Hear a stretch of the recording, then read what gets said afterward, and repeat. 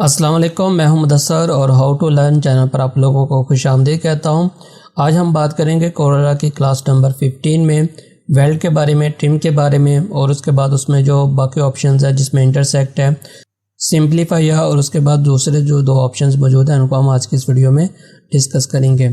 तो video start करने से पहले आप इस चैनल को सब्सक्राइब कर लें और बेल आइकन पर भी क्लिक कर लें ताकि आपको आने वाली तमाम वीडियोस की अपडेट्स यहाँ पर मिलती रहें। तो सबसे पहले सिंपलीफाई और वेल्ड के बारे में डिस्कस करने से पहले अगर आपने एडोब इलस्ट्रेटर को यूज़ किया है, वहाँ पर मैंने एक वीडियो बनाई थी पाथफाइंडर के बारे में। सेम पाथफाइंडर और यहाँ पर वेल्ड, ट्रिम वगैरह सेम ऑप्शंस हैं। तो अगर आपने वहाँ पर उस वीडियो को देखा हुआ है या आपने एडोब इलस्ट्रेटर को यूज़ किया हुआ है तो आप यहाँ पर भी उन ऑप्शंस को ईज़िली यूज़ कर सकते हैं। सेम वही कंसेप्ट है। तो लेकिन अगर आपने वहाँ पर यूज़ नहीं किया तो आप अगर इलस्ट्रेटर भी यूज़ नहीं किया, आप सिर्फ कोरोला पे वर्क कर रहे हैं तो फिर आपको इन ऑप्शंस के बारे में पता होना बहुत ज़रूरी है, क्योंकि इनका इस्तेमाल आपको जब आप अपने डिज़ाइन वगैरह बनाते हैं या लोगो वगैरह बनाते हैं, इसके बाद आइकन्स वगैरह क्रिएट करते हैं तो आपको इनका बहुत ज़्यादा यूज़ करना पड़ता है। तो इसलिए इस वीडियो को आखिर तक देखिएगा और वीडियो के आखिर में जब वीडियो कंप्लीट कर लें तो कमेंट करके ज़रूर बताइएगा कि वीडियो आपको कैसी लगी। और अगर किसी भी किस्म की आपको कन्फ्यूजन हो तो आप दोबारा से कमेंट बॉक्स में पूछ सकते हैं। जहां तक हो सका मैं आपके क्वेश्चन का आंसर देने की पूरी कोशिश करूंगा। तो स्टार्ट करते हैं अपनी इस वीडियो को। तो सबसे पहले यहां पर मैं एक रेक्टेंगल क्रिएट कर लेता हूं। अब ये हमारा ये रेक्टेंगल मैंने इसको सिलेक्ट किया हुआ है, लेकिन अगर अभी आप ऊपर देखें तो आपको इसका प्रॉपर्टीज़ में इसकी जो प्रॉपर्टीज़ हैं वो खास नज़र नहीं आ रही। सेम एज़ यूजुअल जो हम यूज़ करते हैं वही है। तो मैं इसकी एक डुप्लीकेट कॉपी ले लेता हूँ। डुप्लीकेट कॉपी लेने के बाद अब अगर मैं इन दोनों को सिलेक्ट करूंगा तो यहाँ पर आप देखें कि आपके पास इसकी जो ऑप्शंस हैं वो चेंज हो गई हैं। ये सेम ऑप्शंस आप यहाँ पर अगर ऑब्जेक्ट में जाएं और ऑब्जेक्ट में जाने के बाद आपके पास यहाँ पर है शेपिंग और यहाँ पर भी आपके पास तमाम ऑप्शंस वही मौजूद हैं। आप अगर इनको चाहें तो यहाँ से भी यूज़ कर सकते हैं, लेकिन मोस्टली आप इनको यहाँ से ही यूज़ करते हैं क्योंकि आपके पास ये आपके सामने मौजूद होती है। तो सबसे पहले हमारे पास यहाँ पर है वो है कंट्रोल एल कंबाइन। आप किसी भी ऑब्जेक्ट को अगर कंबाइन करना चाहते हैं तो आप इसका यूज़ करेंगे, लेकिन इसको आज की इस वीडियो में हम डिस्कस नहीं करेंगे। इसको हम किसी नेक्स्ट वीडियो में डिस्कस करेंगे जब हम कोई भी प्रैक्टिकल काम करेंगे तो इसको मैं ज़रूर आपको बताऊंगा कि हम इसका यूज़ किस तरह से करेंगे।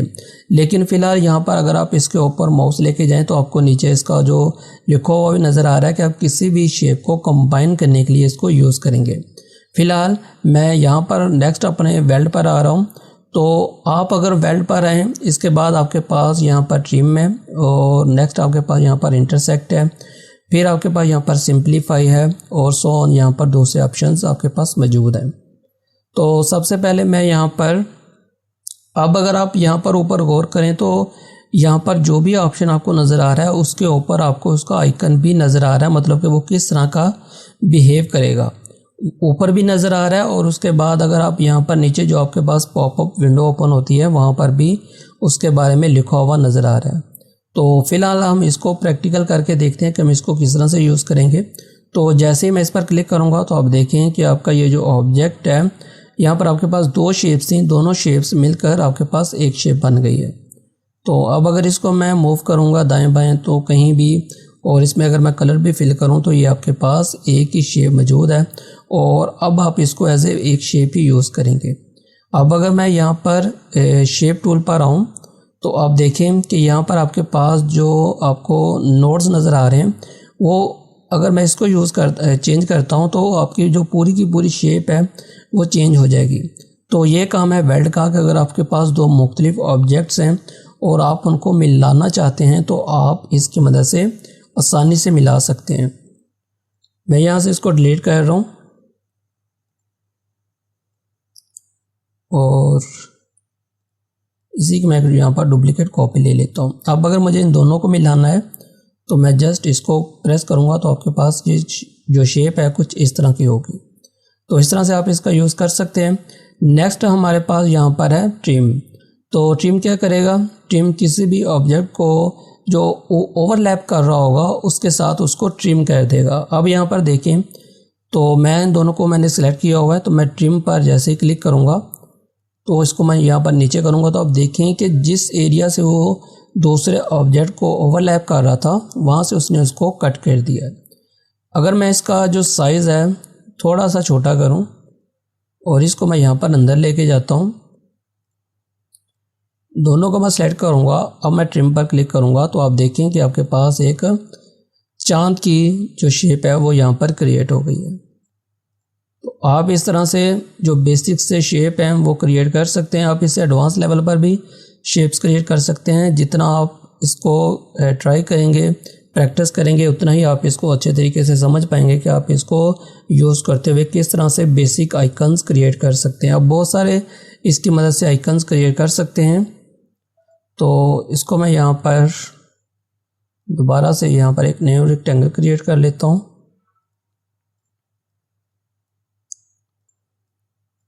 اب اگر مجھے اس سرکل آپ کو جو اسکوئر نظر آ رہا ہے اس میں سے اس سرکل کو ٹرم کرنا ہو کہ مجھے اس کا جو اندر والا ایریا ہے وہ مجھے خالی چاہیے تو بھی میں ٹرم کا یوز کر سکتا ہوں۔ اگر میں یہاں پر ان دونوں کو سلیکٹ کروں، کنٹرول سی اور ای پریس کروں گا اور اس کے بعد یہاں پر ٹرم پر کلک کر دوں گا تو آپ دیکھیں کہ اب ہمارے پاس یہ ایک شیپ موجود ہے اور اس کا جو اندر والا ایریا ہے وہ ٹرانسپیرنٹ ہے۔ میں اس کے پیچھے ایک بیک گراؤنڈ بھی لگاتا ہوں تاکہ آپ کو زیادہ اس کے بارے میں کلیئر ہو جائے۔ تو اس کو میں کلک کروں گا، رائٹ کلک کروں گا، اب میں یہاں پر آرڈر پر جاؤں گا اور فرنٹ ٹو پیج پر اس کو لے آؤں گا۔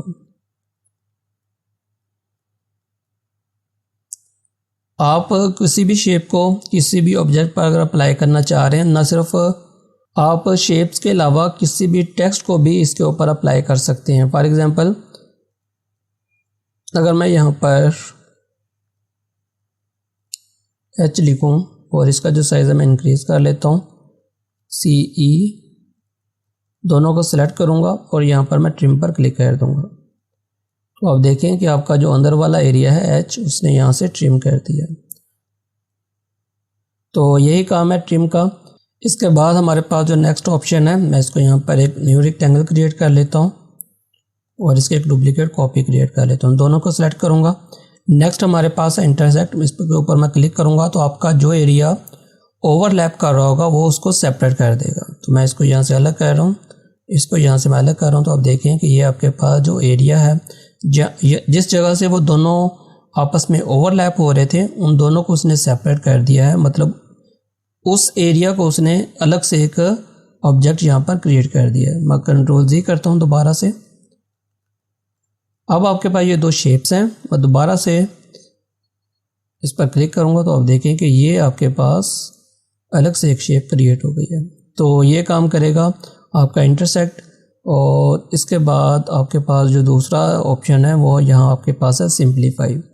تو اس پر جب میں کلک کروں گا تو یہ ٹرم کی طرح ہی کام کرے گا، آپ کا جس ایریا سے اوور لیپ ہو رہا ہوگا آبجیکٹ دوسرے آبجیکٹ کے ساتھ تو وہ اس کو وہاں سے ٹرم کر دے گا۔ تو سیم جو ٹرم والا کام ہے وہی کام آپ کا جو سمپلیفائی والا آپشن ہے وہ ورک کرے گا۔ کنٹرول زی کر رہا ہوں اور اس کے بعد دوبارہ سے ان دونوں کو سلیکٹ کروں گا اور اس کے بعد آپ کے پاس ہے یہاں پر فرنٹ مائنس بیک، آپ کو نام سے ہی پتہ چل رہا ہے تو میں یہاں پر کلک کروں گا تو آپ دیکھیں کہ آپ کا جو فرنٹ ہے جس ایریا سے اوور لیپ کر رہا تھا بیک کے ساتھ وہاں سے اس نے اس کو مائنس کر دیا ہے۔ تو سیم آپشن جو اس کو میں یہاں پر ڈپلیکیٹ کاپی بنا رہا ہوں تو سیم اپوزٹ آپ کے پاس جو اس کا دوسرا آپشن ہے وہ ورک کرے گا، بیک مائنس فرنٹ۔ تو اب آپ کے پاس جو فرنٹ پہ تھا وہ مائنس ہو گیا بیک کے ساتھ جس ایریا سے وہ اس کے ساتھ اوور لیپ کر رہا تھا۔ کنٹرول زی کر رہا ہوں، دونوں کو سلیکٹ کروں گا